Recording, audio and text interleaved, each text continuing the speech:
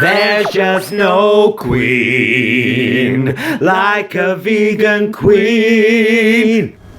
Ladies and gentlemen, welcome to another fine episode of Ladies of Lockdown with me, Gemini Andro from up there.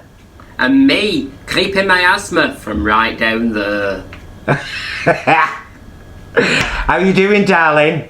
I'm alright, I'm not too bad. Well, we're stuck in again in Rochdale. We've had new guidelines, you know, we've got to keep back to the 2 metre rule, social distancing, don't be going round to folks' houses, you know, because we've had a spurt. Same in Oldham. Yeah. I think Oldham's either number 2 or number 3 in country now. I mean, achievement's nice, but that's not the list you want to be on, is it? Do you know what I'm sick of, though, Miasma? What's that, love? I'm sick of folk relying on the government to tell them exactly what to do and when they can do it. Common sense tells you that going, standing or sitting in a pub full of folk just because the government have said it's okay to open it isn't wise. Yeah. Suddenly starting going to see all your family members it isn't wise. Some of them you said you couldn't even stand. Last Christmas you had a row with Christine. Why are you going to her house? Do you know what I mean? Do you know what I mean? Phoning Linda, asking how she is. Yeah. You didn't said care. you wouldn't piss on her if she were on fire. Exactly. You didn't care when you threw her under the bus at the small claims court. So why'd you care now? Do you know what I mean? Do you know what I was just about to say to you, Miasma? What, love? I was just about to say, what's that lovely orange picture on your bathroom wall? It's me. Hey, anything to brighten up the home, love, since we're spending so much time here. I'm just on the phone here, I'm just in a little square. I look like a picture on your wall. Oh, it does go nice with that blue curtain. Do you know it would, wouldn't it? Do you know what I mean? A nice bit of, we say chic. Do you know? And that's what we can do, because that's what I've been doing, love. You know, trying to inject a bit, this is not a good angle, trying to inject a bit of glamour into the everyday. I was telling you the other day, do you remember me telling you about my lovely new hair scarf that I'd made? Look at this, couple of J-cloths that. Tie it round your neck, little zhuzh. Oh, Buenos Aires. Leave it there, leave it there. Do you know what you favour? Go on. Do you know one of those old 1940s or 50s advertisements where they were trying to get women into the armed forces? Oh, aye. Like Amelia Earhart was she called? Oh yes, who went over in the plane on her own. Like a picture of her with a scarf blowing in the wind, you know. I love it. Do you know what I mean? They were like saying to women, why don't you come and make coffee for people in uniform as opposed to just people at home? That's a joke about sexism, viewers, not my actual views. So you can make a lovely scarf out of J-cloths. Yeah. As the fake winner of what did Alaska win when it should have been Cassia? All Stars 2. All Stars 2. You know, you can walk in wearing bin bags and still win something. Exactly. So there's hope for me and me legs yet. Oh, speaking of which, Karen, Linda, oh yes, love. Yes, Margaret, love. Elaine. Oh, Elaine.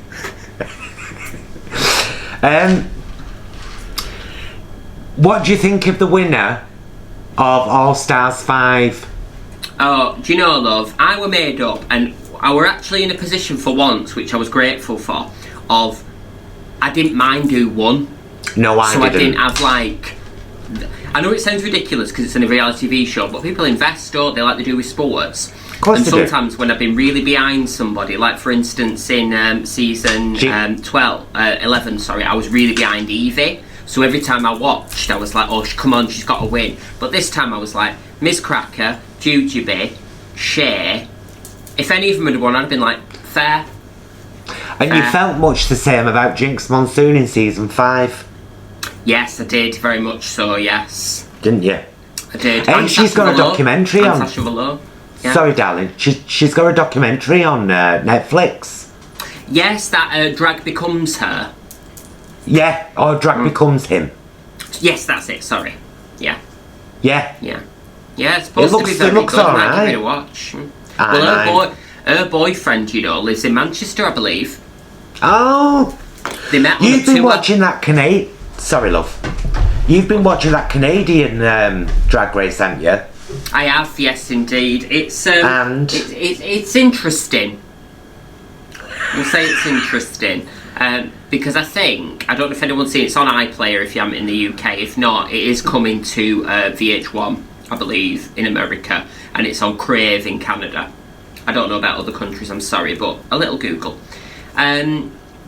It's a bit odd because unlike the UK one, Rue's not there, which is fine, I don't mind, but it's a bit weird, like they don't have a main judge and they have like a guest every week who does the runway, and I think there's been some questionable critiques in terms of some things I'm like, that's just mean.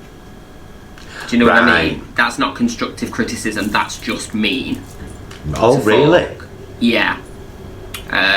Yeah, there's been some cattiness, let's say, that I was like, is that helpful to people? Well, you know, I've not tapped into it yet, Miasma, but I'm looking for. I'll have a look. I can usually tell by, you know, first episode whether I'm going to be into something or not. Yeah. But yeah, I might give it a chance because I do like to celebrate drag. Yeah, well, this is the thing, and you know, I mean, you'd be forgiven though, love, for not being able to keep up with everything, because she's she's not only had All Stars and season 12 just finished, she's got Canada, she's got one coming in Holland, she's got that new Vegas review show with the girls. It's like Rue Pie hands. How many shows do you want, girl? Well, she's a greedy girl, isn't she? I mean, everyone's moved on very quickly from the fracking story. We, as vegan environmentalist activist girl chicks, of course haven't. No. You know, because that kind of thing's very important to us, isn't it? Yeah, exactly. You know, we're not going to be fazed by going, oh look, another new series. Ignore me though? Destroying the planet. Go on, sorry, love. No, I was just going to say, I'm adopting a new mantra. It's that Paul again. Oh, yes. He did a video the other day. Oh, why? Titled, How Does This Help? Oh, I saw that one, yes, I did. Kind of about using that filter. When you're about to say something to someone, when you're about to react to something, when you're about to ask someone a question. Of course, there's all the general questions like that you should be asking yourself. Is this a valid statement, question, comment? Is this me wanting to blast my ego? But it should go through all that naturally, but adding a new one, how does this help? The situation in general, at large, whatever. Yeah. No, I think you're right, and I think it's an important question for us to ask ourselves. Even though... yeah. Go on. Oh no, I'm just going to say particularly now in terms of, you know, because the sort of cancel culture debate still raging online and so on and so forth, and a lot of people have stuck their two pence in. Not that they don't have the right to do that, but as you say, is your provocation, your question, your comment helping the situation? You know what I mean? Or as Paul says, I should say. And I know that it's when you're kind of in the heat of the moment, or you've got something you're desperate to say. It can be difficult to think about all the, you know, does this person need me to say this thing? How will it help? Yeah. It's a simple thing, but I should imagine to some people it might be quite complex, but it's something I'm trying to adopt. So I will end the RuPaul conversation by saying I wish that he was making a better example environmentally as he is promoting drag. Because the guy at promoting drag and inclusion, incredible. Well, a carefully edited incredible, let's say. Yeah. A well PR'd incredible. Absolutely. But Absolutely. do you know what shocked me about it though, love? What she didn't do, and this ties into all that, she never made a statement about Black Lives Matter. Well, haven't you said, Miasma, that she's disappeared off social media? Oh yeah, her Twitter's gone and her Instagram's blank. Where is she? So her Instagram account's still there, but she's got rid of all the pictures? Last time I looked, there were no pics on it. It just said postcard load, which is like what it says when there's nothing there. You know what, grid. Well, that is interesting, isn't it? Well, this is the thing. You know, Miasma. I just think if you've got that kind of platform, you know, I think there is something about a moral obligation to step up and use your platform, you know, because people have put you there. And I'm not saying you have to get involved in everything, of course you don't, you've got to have time for you as well. But when it's something so big, or even face masks and shielding and stuff like that, a lot of these like influencers on Instagram and stuff, where's your pics with your face mask? You have the power to influence good practice in other people. If you're only influencing people to get views or money, I think you're only upholding the half of the bargain. Yeah, absolutely. I think wealth and looks are intrinsically linked in that they have the ability to give a person a false sense of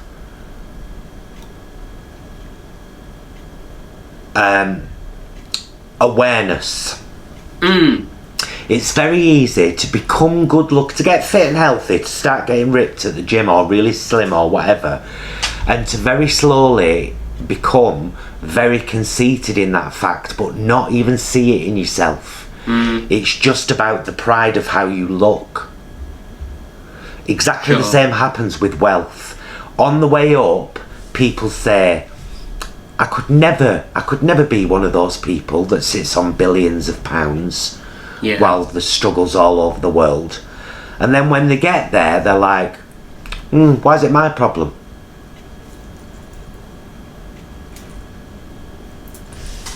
I think this is why I love that saying, it takes a village to raise a child. Oh yes. And Paul added a line to that many years ago. It takes a village to raise a child and to maintain an adult. That's nice. Yeah. But it takes people of all colours, classes, creeds, coin. You know. Like that. Yeah. And it takes them being in your life. You see it on YouTube. You see people start to get a little bit successful on YouTube, and then suddenly they become something else, and you're like, oh, where's the genuity gone? Where have you gone? You know. Yeah, it's but ironic, it's not, isn't it, really? Because sort of what put you there, in terms of that genuine relatability, starts to dissipate and it becomes generic and not specific, you know. And then folk go, I don't know what that was. Well, what folk do. Well, you see it all the time on. I was looking the other day on the Twitter. Because I follow some of the RuPaul girls, like I follow Bianca and I follow Sasha, you know, people that I'm interested in sort of seeing what they've done, as well as, obviously, public service announcement, your local queens and your people that haven't been on Drag Race. They do the same job. End of public service announcement. But I see some of the things that people, I'm not saying that because we do it, but I see some of the things that people write to them sometimes in comments, and I'm like, do you really think they needed you to say that? Do you think you're going to trigger a response, friendship, feud by commenting on someone's post because you've seen them on the telly? So it's like the flip side of that, isn't it? It's like, respect people's boundaries as well when it comes to that. Everyone's a critic. Absolutely. thinks that they have the divine right to say whatever they want, ask whatever they want, assume whatever they want, without ever thinking, am I being condescending? Am I being a... I never said the word, I mimed it. And I think that's an important thing to do. If you don't put yourself through a filter, if you don't keep an eye on yourself as much as you do other people, who the hell do you think you are? Yeah. You look at other people. You look at other people and you judge them and, oh, she could have done that better, she should have said that better. Do that to yourself before you do that to anybody else. Yeah. Do you know what I mean? Yeah, no, absolutely. It's not hard. It's not hard, Miasma. All it takes is a thought as well. Do you know what I mean? It's like, just pause before you react and then think, you know, and that's all I need to say on that. But yeah, you're right. My pussy's just clawed away in the back door with Binman outside. Oh, God. Come in making a right ruckus. You want to get her on one of them slinkies so you always know where she is.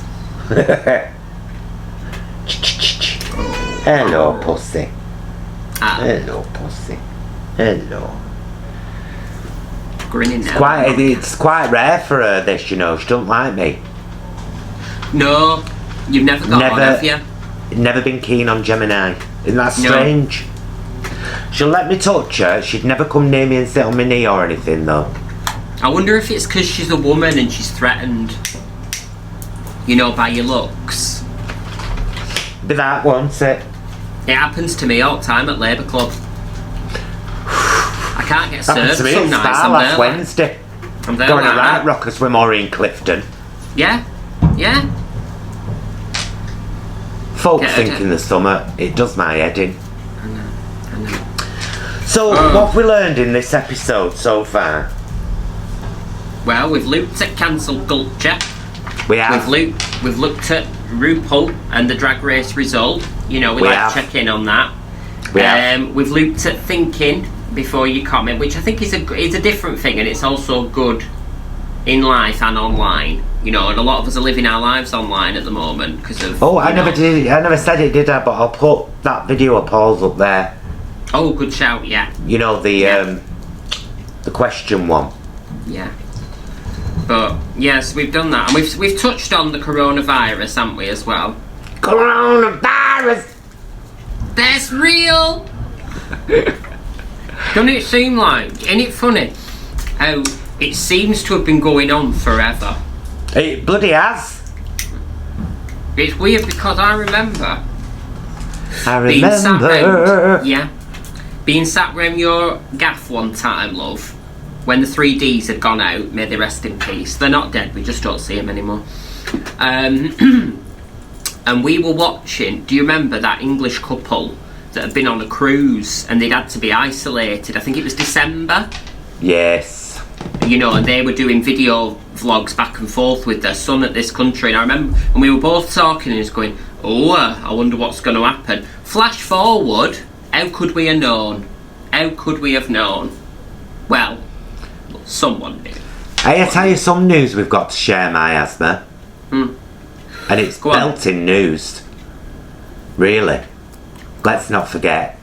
A couple of days ago, I had the honour of using some of the donations that the lovely people made watching us doing LimePride. And we made a £100 donation to the George House Trust and a £102 donation to cover processing fee to the Albert Kennedy Trust. Yay! Seriously, thank you so much to everyone who donated and helped us. Absolutely, it was so lovely to be able to give money to charity at a time like this. You know, and that's indeed why we did the show. Now, Miasma, we've been talking about doing another one, haven't we? We have. So we've penciled mind. No Sharpie. Is it Sunday the 30th of August? Yes, the bank holiday weekend, yes. Which is when Manchester Pride would have normally been on. So we thought, wouldn't that be lovely? We could do another one in the back. Pick another couple of charities. Mm-hmm. Maybe we can ask people, what charities would you like? Yeah, what would you like to support through us?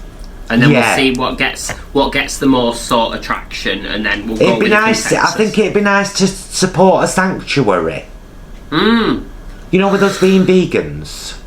Yes, that would be nice. It'd be nice to support a sanctuary and something else. Yes. So sound off in the comments box, everybody. Do let us know, because we'd love that, and hopefully we can do another show, another outdoor live extravaganza, streaming live on Tinterweb on 30th of August. Yes. That'd be lovely, that. Keep your song suggestions coming. If we know them, we might do them. If we don't, we'll go, nah. Hey, I tell you something, Miasma. Go on, love. And it's very important. Well, it's not very important. It's just if anybody's looking to invest. Now, this is only personal opinion, but I will share it. If anyone is looking to invest in an outside media company, as in, you know, if you're thinking of having Netflix or Amazon Prime, personally, I would recommend Amazon. Oh, right, okay. Even though I'm absolutely loving Schitt's Creek on Netflix at the moment, and Netflix has got some brilliant things on there, by and large, my added to what to watch playlist is far larger on Amazon than it is on Netflix. Okay. There just seems to be a much better collection of movies, including LGBT themed movies, which I'm a big fan of. Oh, I tell you what, why don't 2,000 years later. what I was going to say was, why don't we give our top 2 tips for what to watch if folk are at a loose end? Because you've been on hang on. Go on. Oh, right, okay. So mine, I'll try and make it quick. Number 1, this is Netflix. There's a beautiful documentary called Love on the Spectrum, which is about young people who are on the autism spectrum, dating basically, and what it's like for them if it's a challenge. There's a lovely woman on there who runs dating sessions for people on the spectrum and helps them negotiate if they've got issues with social skills, so on and so forth. And it's really heartwarming and lovely, but not in a patronising way, if you know what I mean. Right. So that's 5 parts, that's lovely. My second one is my childhood favourite, The Babysitter's Club. Has been, it's an 80s book series, which Stuart did a video on it, Libraries Open, a nostalgia fest. They've made it. Wait! Yeah. And they've remade it on Netflix, and what they've done, which is brilliant, and I love them for this, is retained everything that was amazing about the original and made it modern. Oh, nice. There's a beautiful storyline that deals with a trans child beautifully, simply, with respect, and helpfully to any parents out there who might have a gender non-conforming child and are wondering, you know, what support's out there. Just does it gorgeously. Nice. Massively recommend. Nice. And I recommend, mine's 2 movies, and they couldn't be further away from each other. One is a light-hearted comedy. You've pretty much got to activate your teen gene to really enjoy it, but if you do, you will. Mine's never inactive, so it's called The Duff, which stands for the Designated Ugly Fat Friend, which sounds awful. I feel personally attacked. It's a beautiful comedy about and the cast are fantastic. The lead actor is the same guy that's in Upload on Amazon, the series, which is brilliant. It's just a really good, light entertainment, heartwarming film that leaves you feeling good. Oh, lovely. That sounds nice. Yeah, and it's about a girl finding herself, or finding the confidence in herself. Nice, I like that. It's beautiful. And then the next one is probably one of the better horror films actually that I've seen over the last couple of months. I do love a horror film. It's called Midsommar. Oh, I've heard of this, yes. Oh, it's brutal. It's very good. Do not watch it if faint-hearted. It's gruesome and it is vile and it's interesting and beautiful and complex, and it's not just a horror film, it's about a girl's journey through her desperate grief, her struggling mental health, and her personal and social acceptance. Well, there you go, fantastic. Loads to watch there. A quick little shout out, one thing, if you go on iPlayer as well, this is not a specific programme, but they do have a fantastic subsection on there called Black and British, which is all programming obviously about the Black British experience, just to keep on going with the Black Lives Matter education, so it doesn't sort of fade away, so that's good. Same on Netflix and Amazon, they've both kind of got quite a lot of stuff, but I'll tell you what we'll close with. Go on. All the fabulous trans cast members of Pose have been very upset again that for the second year running, despite the public love and the critical acclaim of this fabulous series, not one nomination. No. I think they've only nominated Billy Porter, haven't they, who's like one of the only cis cast members in the show. Which is like, that's a massive oversight. It's riddled with talent. Them girls are brilliant in that show. Amazing. I can't wait for season 3.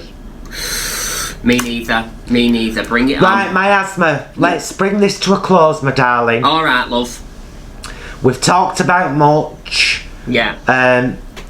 With Luke Bonny, that's what folk want more than anything. It's true. And I've got to get back to me U-bend, so... You get back to that. I'm gonna...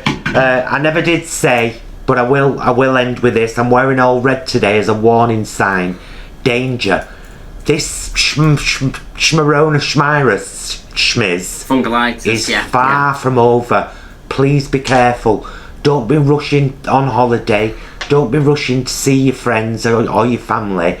Be careful. Wear a mask. Wash your hands. We can beat this, but we've got to do it together. Yeah. Look after yourselves and each other. Yeah. Right, love. All right. Well, darling. I've got a love to go and get from Spa. And I've got complications, with my sister, as I said. So we best get on, haven't we? We are, don't we, love? Miasma, I love you loads, and I'll speak to you very soon. Love you always. Love you lots. Mwah. Love you lots, my darling. Bye-bye. Bye, love.